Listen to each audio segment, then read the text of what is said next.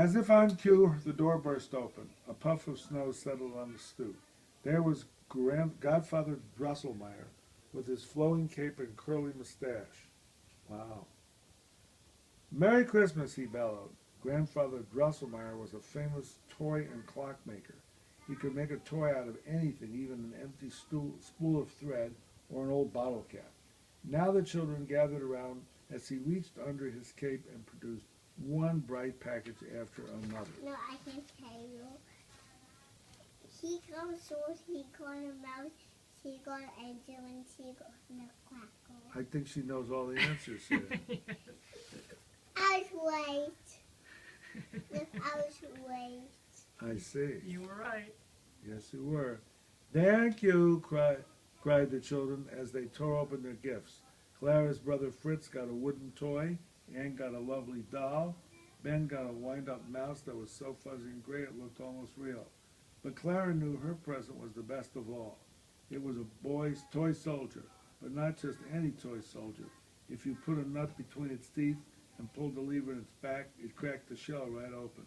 Oh, thank you, breathed Clara.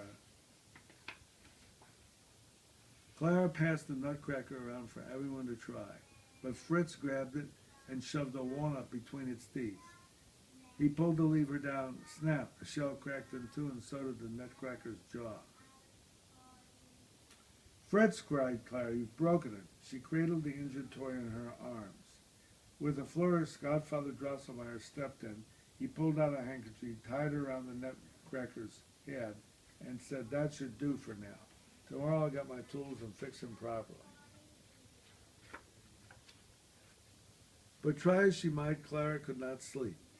Later that night, she tiptoed back downstairs and crawled up beneath the tree with the nutcracker snug in her arms. Finally, she drifted off.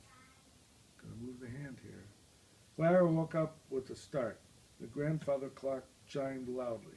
She glanced around and rubbed eyes. Something incredible was happening. The Christmas tree appeared to be growing, larger and larger, right before her eyes. As the tree grew, so did the toys beneath it. Suddenly, Clara was standing face to face with the nutcracker. And then something even stranger happened. An army of mice that moved the hand marched from behind the sofa, led by a very large, very fuzzy gray mouse.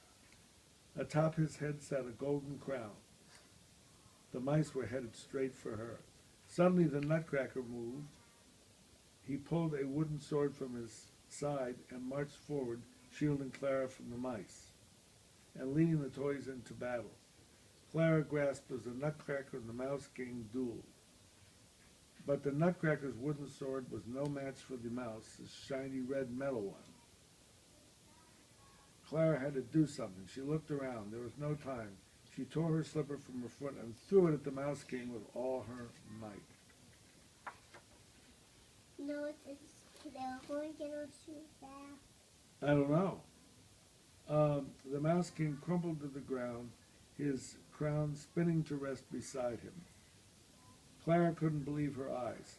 As the mouse king fell, the nutcracker magically transformed into a prince. So this is the nutcracker story, is that right? It is, yes. Now he swept the mouse king's crown from the floor and placed it atop Clara's head. Thank you, he said. I've been trapped in the shape of the nutcracker for many years, but your bravery has broken the mouse king's spell. Now I am free.